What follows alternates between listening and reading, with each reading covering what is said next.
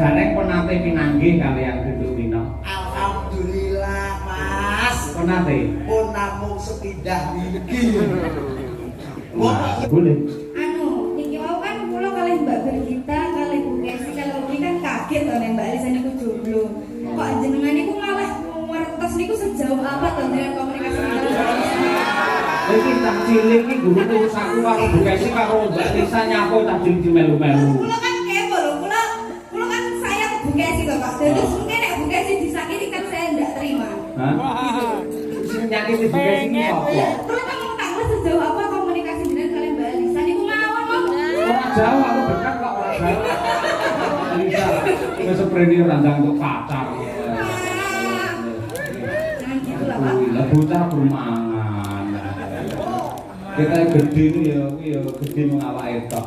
Loh, kula iki gede atine nggih gede lho Pak. Paling tak lepek. Mas Ayo. Mas Ayo. Kula boten patut ngomong. Lah napa? Wong jenengan kok persis.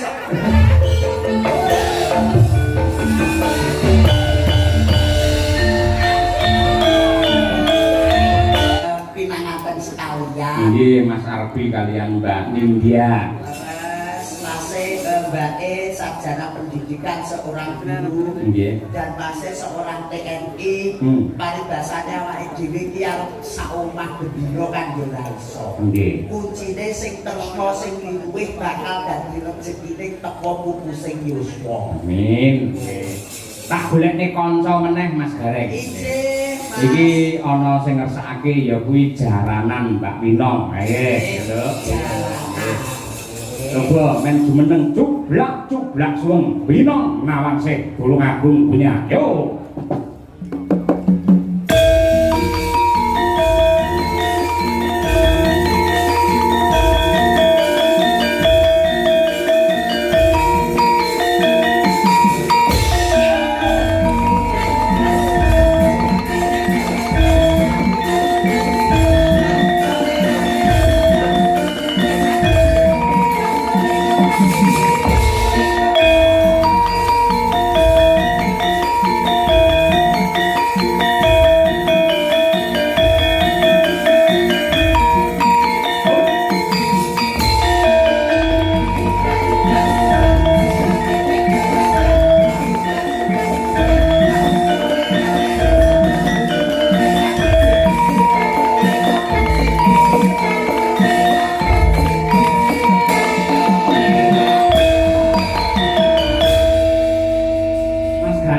Pinanggih kalian Gendut Wina. Alhamdulillah Mas. Pun nate. Pun namung sepindah niki. Wong yo terus cethukke kapan Mas? Padahal kula ki menggur AKDP lho. Apa ya? Antar kota dalam provinsi. Nggih. Iku wong kula ki nek jenengan dateng isi. Nggih. Upload DM. Wah, ngayuk Jakarta. Dalam Universitas Gandulan Montor. Wah, iki. Monggo panggih niku mangkenalan.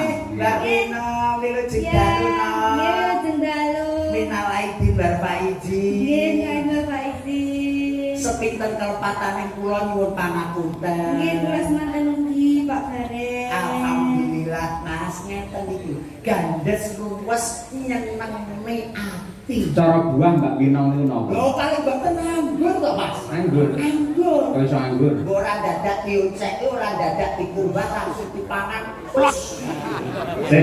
Lah iki Mbak Umi Hafifah cara buah napa? Mbak Umi Hafifah iki yen cara buah ngoten nek teng desa Ranti. Ranti. Ranti. Kok ranti? Ranti niku nggih cilik, Nggih. rupane ireng, akeh tumbul kemul wonten, lebubleng kena kanggo tangga. Oh, kowe tunggale jamu berarti. Kena nggih jamu, kena nggih tangga tresna. Nggih. Lah Mbak Birgita iki Bir gitar. Sakjane iki kala terus buah napa?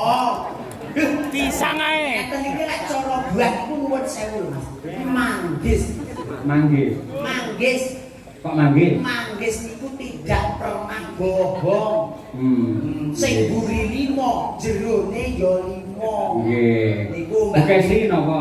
Bukesi ta? Heeh. Lek Bukesi niku sakniki napa kula rumiyin? Yo sakniki kok biyayene saiki kok. Sakniki to. Nganti elek surat ajanah nggih. Boten Pak Bu Kesi niku nuwun sewu. Cara buahe ngoten mewah tanpa biji. Mewah.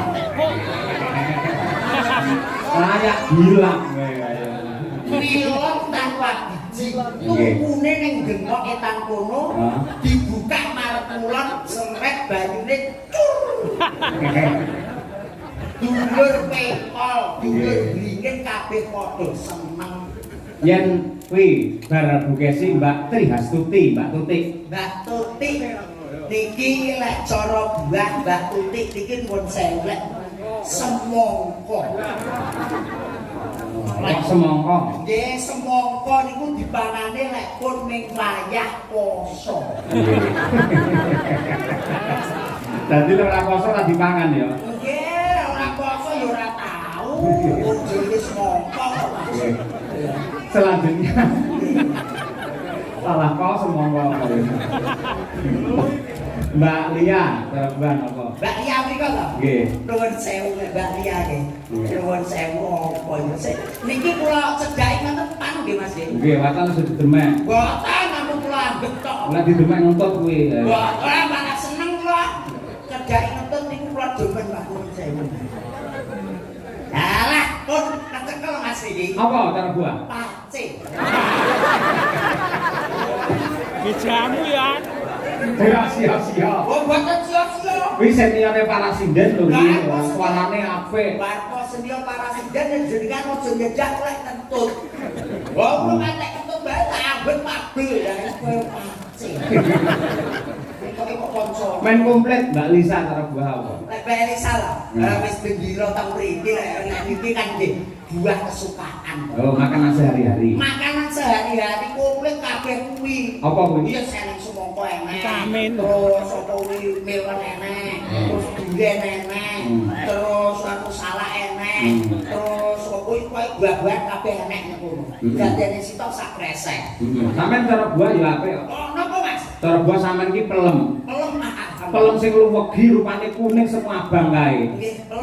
Nek digondo codot tadi ya. Boten napa-napa Mas, mudhun juk ora cocok jenengan dahan. Iya. Nggih. Ah, bilang apa ya? Di mesti ya penggemarmu ono sing ngersake jalanan. Nggih, Mbak Lita niki napa meneh iki tak bumi Reok Ponorogo Mas. Pokoke ya wajar iki jalanan iki tidak hilang dari pandangan seorang penduduk Ponorogo. Nah, nggih. Nggih, Pak. Niki sadurunge nembang kula lajeng tanglet angsal. Oh, boleh.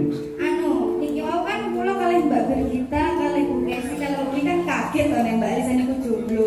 Kok jenengan niku malah ngertos niku sejauh apa to dengan komunikasi kalian Mbak Elisa?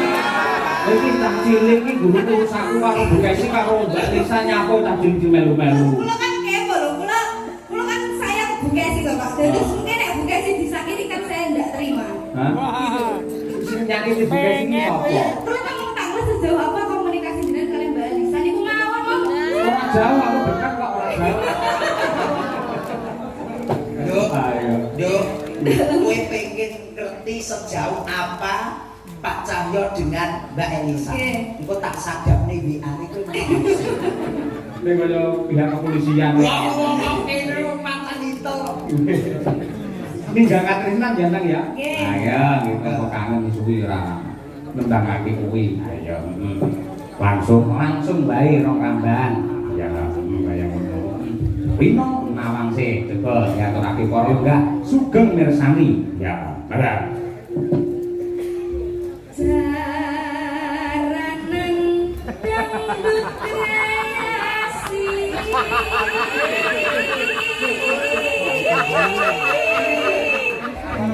Ini janji ayu, suarane apik.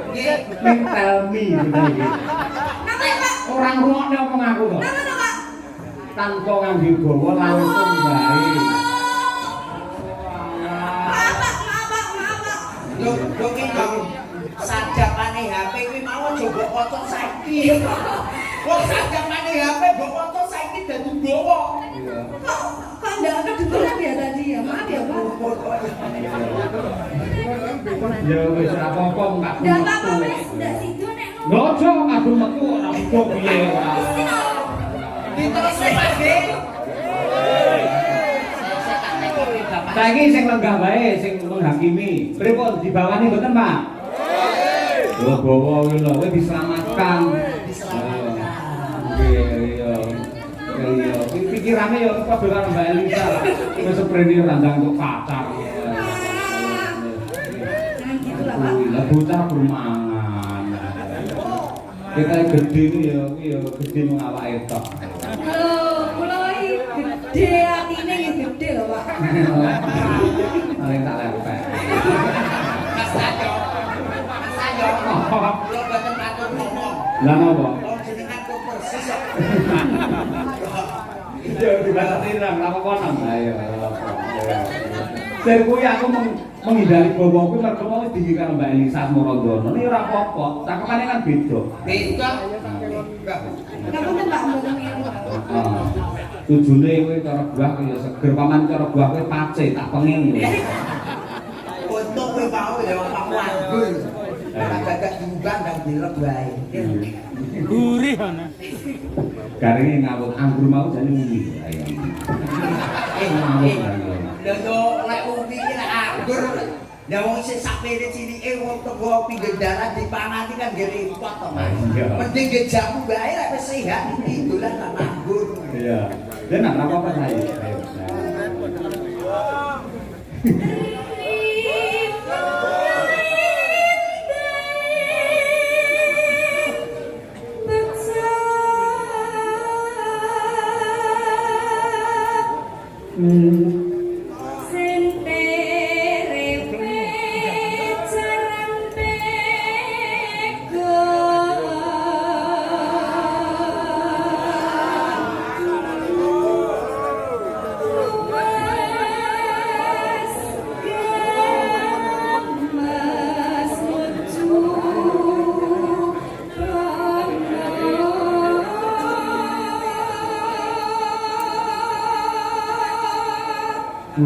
No.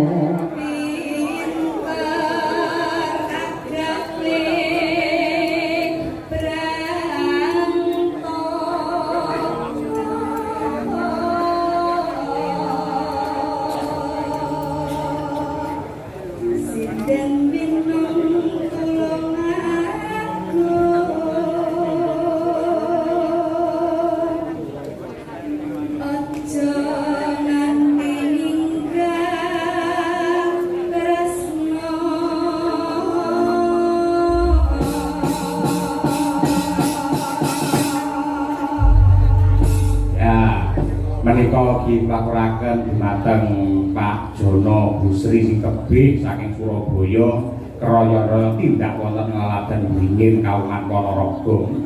Kangen karo kanca-kanca Madangkara. Ya. Karmane panjenengane urung diaturake wis pirang-pirang taun. Tutut manggung ning nggon gara-gara wae. Ya. Ya Nduk, Wino nawangse. Ya.